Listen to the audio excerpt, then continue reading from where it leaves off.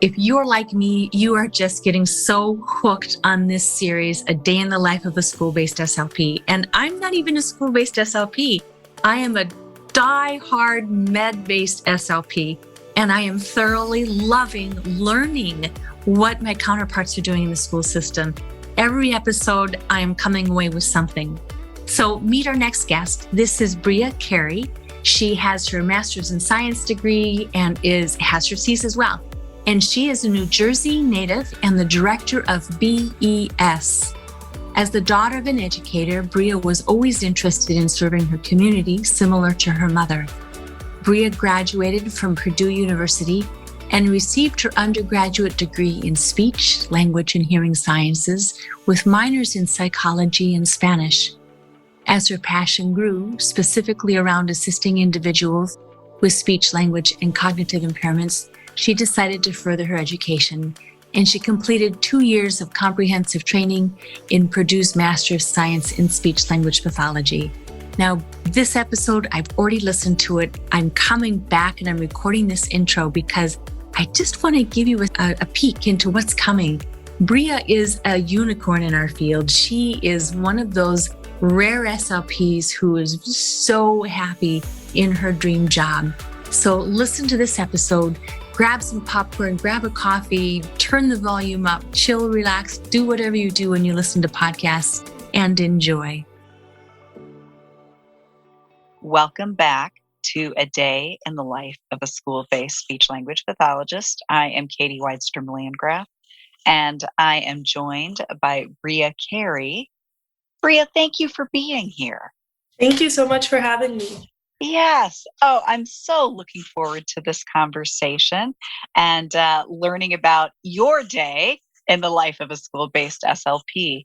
So let's get right into it. Can you start by telling us a little bit about your journey to becoming a speech language pathologist and how you ended up in the school-based setting? Yes, of course. So ever since I was young, I always knew I wanted to work in a school. My mom, she retired from being a teacher. She was a teacher for 27 years in the same district. So ever since I was little, she would pick me up. I would go back to school with her, just always in that kind of environment. So when I got to high school, I ultimately thought I wanted to be a third grade teacher, but I was presented with different paths, such as, speech therapy, occupational, developmental. So I ultimately decided to shadow speech therapists at my mom's school. I applied to 10 different undergrad programs. I actually flipped a coin to go to my university. I like the decision-making process. I don't know. The schools are very different. A 5-year master's program versus like a big Big Ten university, like very different. So I flipped a coin. Where did you end up? I ended up at Purdue for undergrad, and that was like the last. I just threw that school on my list, actually, but it ended up being a really good choice for me, and I stayed there for grad school too. So wonderful. So that's how you got your degree. What led you specifically to the school that you're at now? Could you talk to us a little bit more about your school that you're in and the specific setting you work in? A little bit about like the age range that you work with. Could you tell us more about that? Yeah, so I feel like it's kind of a full circle type of thing. When I was still in undergrad, I would still go, when I come back home from Indiana to New Jersey, I would still shadow SLPs here in the area, New Jersey. So there was one at my mom's school. She did feeding and she worked with the medically fragile population. So about a year or so ago, she called me and asked if I wanted a job somewhere where she could get me in. And so I accepted that position after visiting. I saw the kids. I saw how everyone interacted. It was such a tiny, tiny school. Wow. Now, when you say tiny, tiny school, I do have to tell you, I actually work in a high school with 3,000 students. So could you talk to us a little bit about what tiny means for you? Tiny is 200 students total. So from pre-K 3 all the way through 8th grade. Oh, wow. Okay. So I started off with a caseload of 20. So, and you're working pre-K all the way through, you said eighth grade? Eighth grade. Yeah, they're all in one school. Could you talk to us a little bit about how that works in terms of just therapy planning? Because I would imagine planning for that little person is going to feel different than planning for your eighth grader. Could you talk to us a little bit about how you work that age range and planning your therapies? Yeah, of course. So I would say for my little ones, I'm really big on play-based therapy. I've taken a lot of courses this past year about play-based therapy, done a lot of research, and really familiarized myself with the benefits of it and also how to explain that to parents. So I like to do things like sensory bins, lots of pretend play, and then really getting the kids engaged with each other, especially, the kids just came right out of COVID. So they're really learning how to socialize with other kids. Some of them are only children. So it's really important for me that they form healthy connections early on. And I think that's really good for their language development.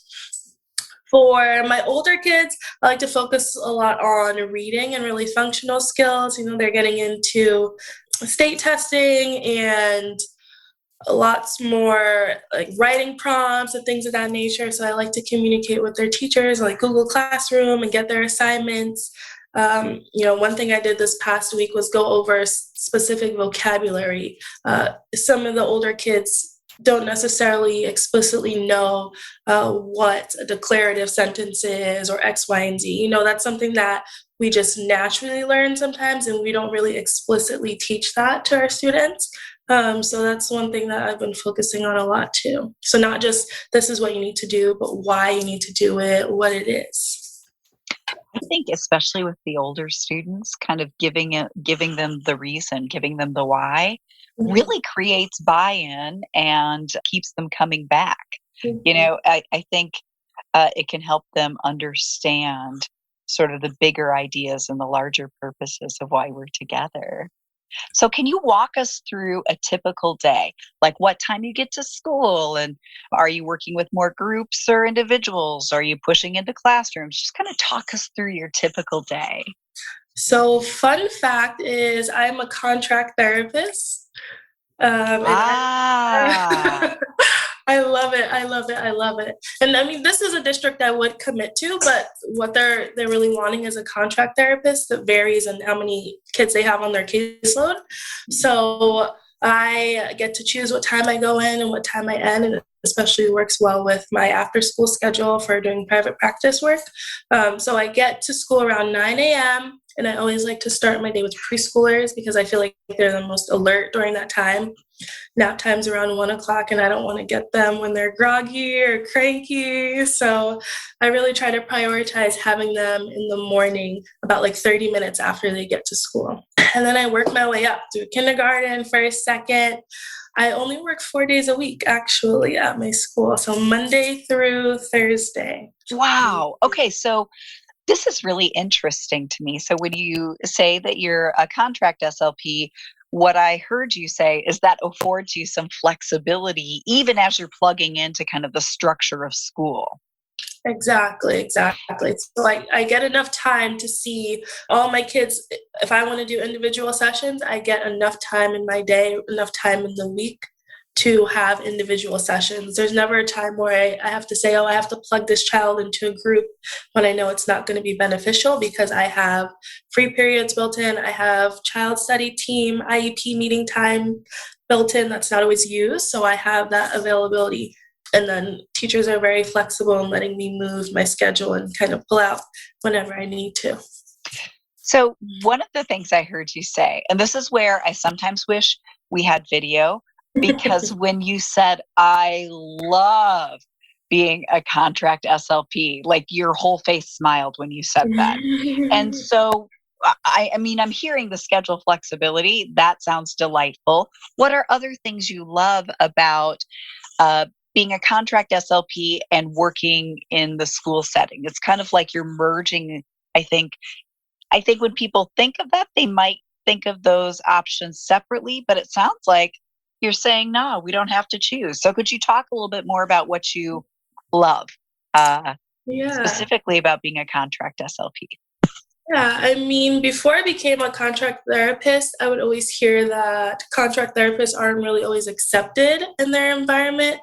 But I was definitely very fortunate where everyone had open arms when I came into the school. So I really don't feel like a contract therapist. I had like 4 different rooms to choose from when I first got there. I got to decorate my room, order whatever materials I wanted. So usually when you're a contract therapist, they make you come with your own things. But my school was very amazing in getting me to really integrate and feel like I'm a part of the team there. I got my own school email right from the beginning.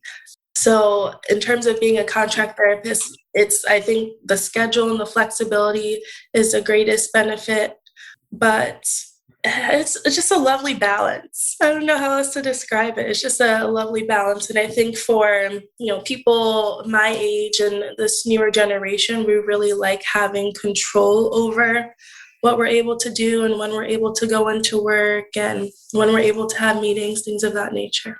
I think a lovely balance sounds lovely. Now, I do want to ask you, and I know this is about being a school-based SLP, but you mentioned having time for private practice work as well. And I do think we can talk about how these work opportunities can look all different ways. So could you talk a little bit about the private practice aspect of what you do?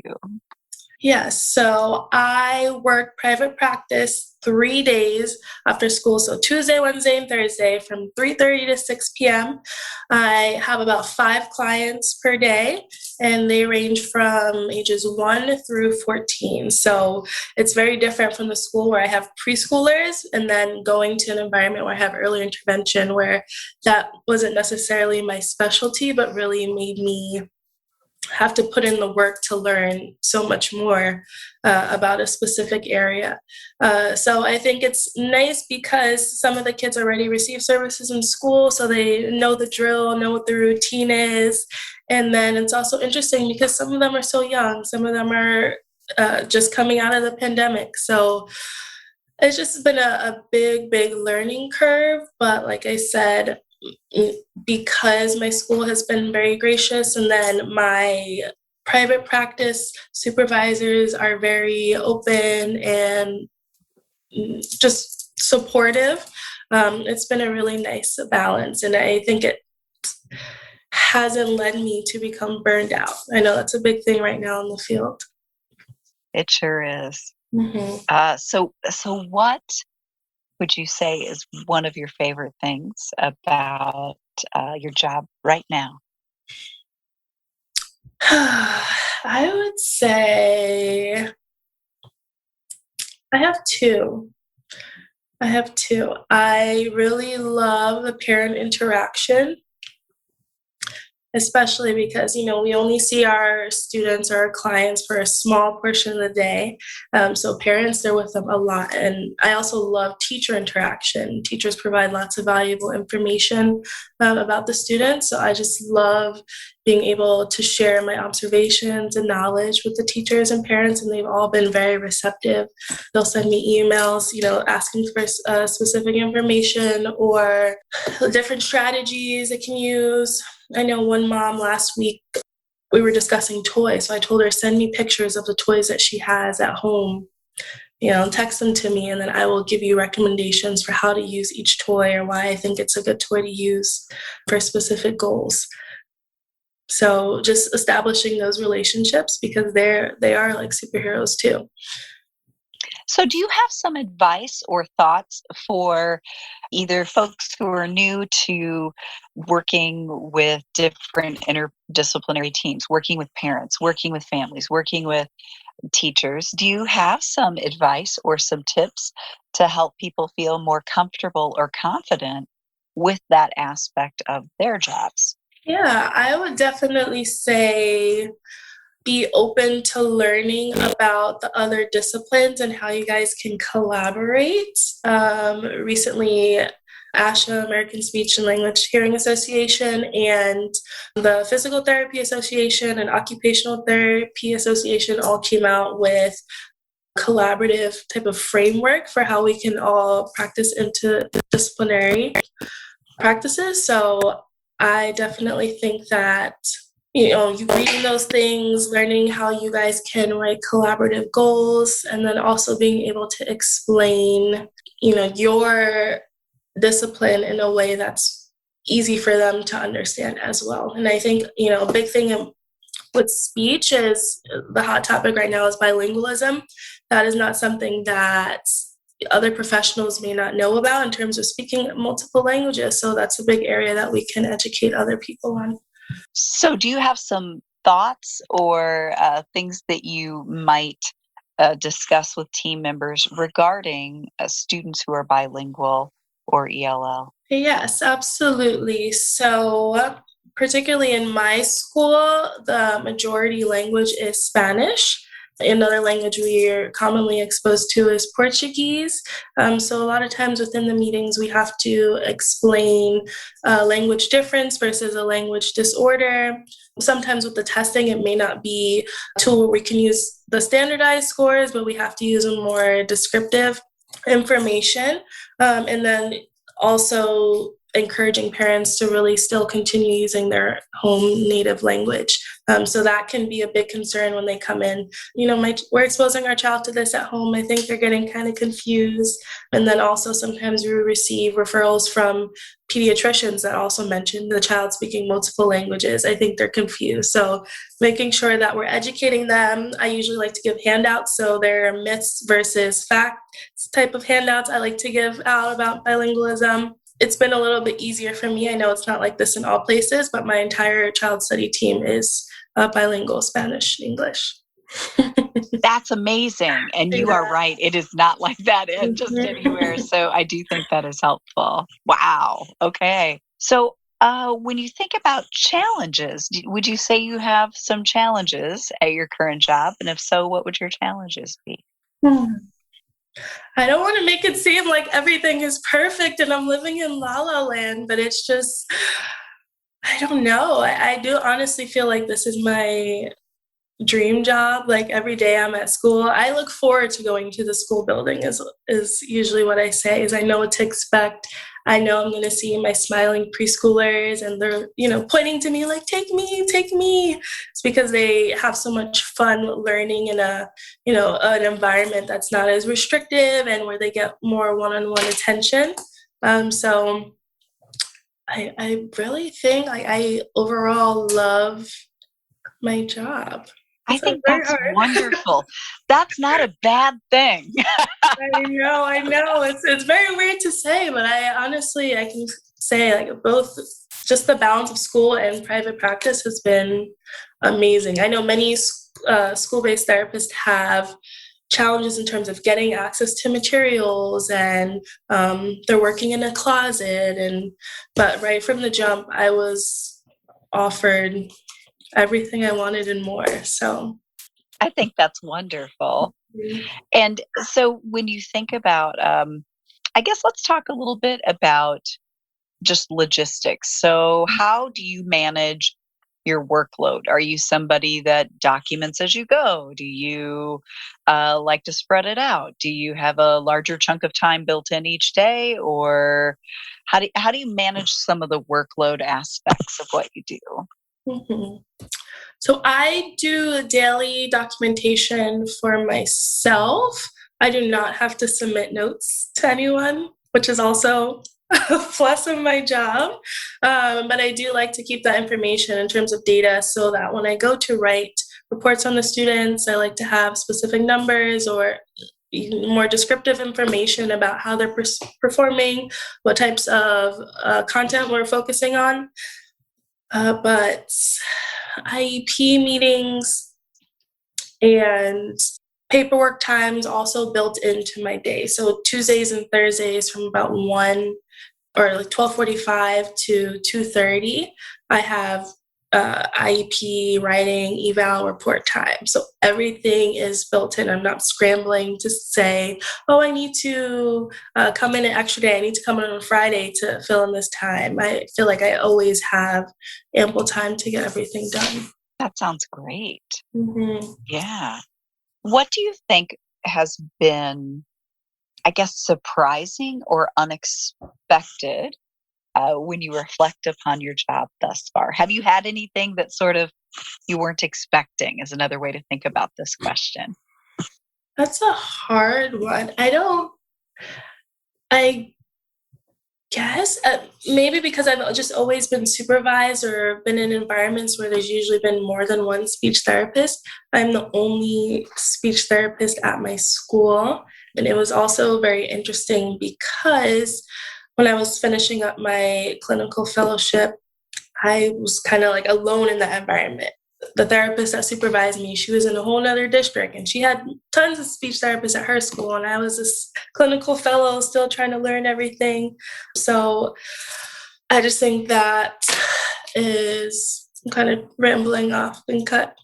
Well, I think it is helpful for people to have kind of insight into all the different ways that they can kind of experience the profession. I do think you Mhm. are right that there is that experience oftentimes of being the only one in the building. Mhm. And I think that's where it can be important to figure out other ways to have those connections, which brings me to my next question. I believe you have an Instagram. Is that correct? Yes. Okay. Can you talk to us a little bit about your Instagram? Yes. So my Instagram is at beautybree, BreeSLP. I usually like to go on Instagram to connect with other therapists and post some of the activities that I'm doing, really creating activities that make it motivating for the children to learn. And I think Instagram also has really afforded me the opportunity to gain access to more information that I really wouldn't have known in the first place. Like, for example, learning more about the podcasts that you guys have, or other bilingual therapists in the area, or exposure to different languages, things of that nature. So it's been a pro in that aspect. That's awesome. I do think that is one of the things that is so different when I think about when I came out of graduate school quite a while ago. I think that some of those feelings of being the only one or being isolated were still there.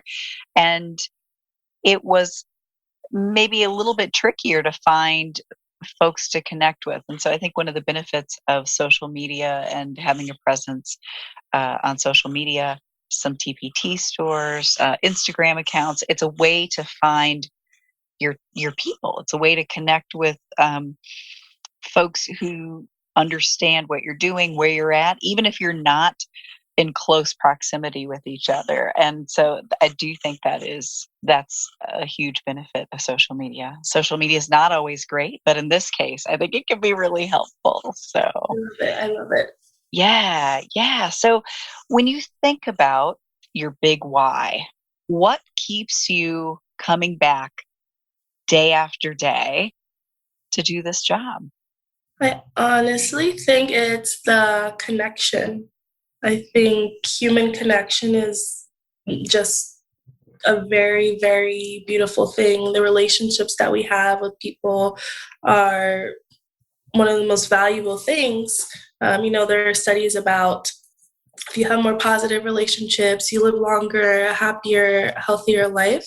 So right from when I get the little ones, the 1 and 2 and 3 year olds, I want them to be able to form healthy relationships, not just with me, but with their peers, with their parents, really be able to express themselves. Because, how we are communicating our feelings right now, I want them to be able to communicate that as well. That's amazing. Yeah.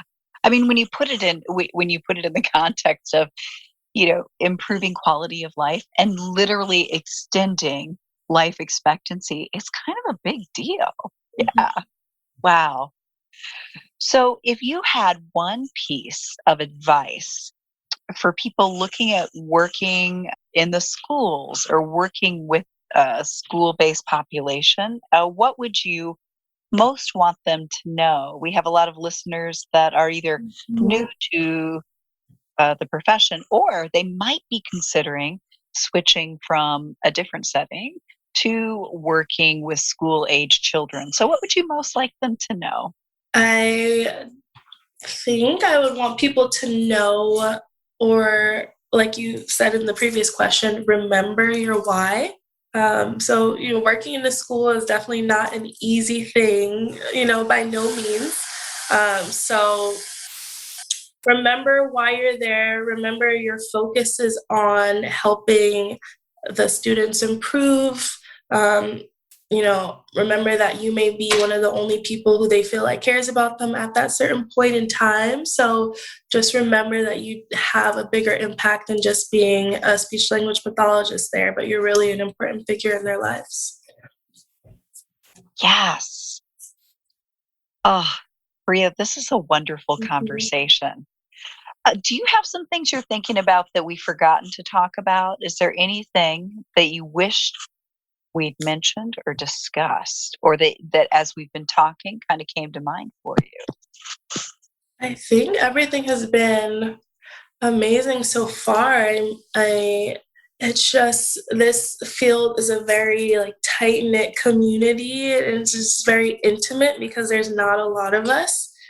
So I just love that we're able to have these conversations and bring awareness to more topics such as diversity, bilingualism, and then also, really discuss how we're not just a speech therapist or, speech teacher, how they want to call us, but really standing in our title, knowing the roles and responsibilities and how important our work is, but then also knowing that we are like vessels for connection. Wow.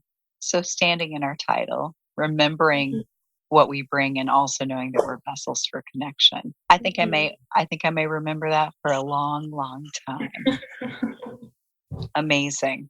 Thank you so much for spending this time with us tonight. We really appreciate it. I said tonight, but who knows when people will be listening to this podcast. Maybe they'll be listening to it at 6 a.m. So whenever they listen to it, they will know that they've had the opportunity to learn so many amazing things from you. Thank you so much, Breeah.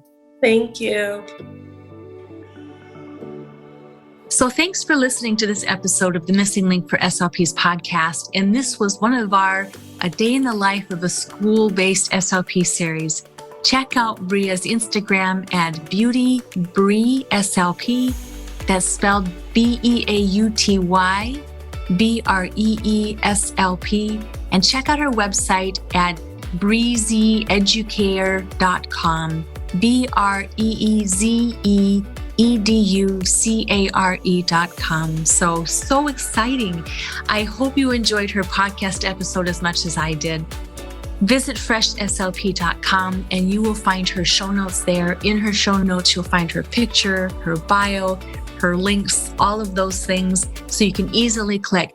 And help us out really also by sharing this podcast, going to Apple and clicking follow and like and subscribe and all of those buttons. We are working hard extending these conversations for SLPs as we learn and collaborate on what we all do in our field.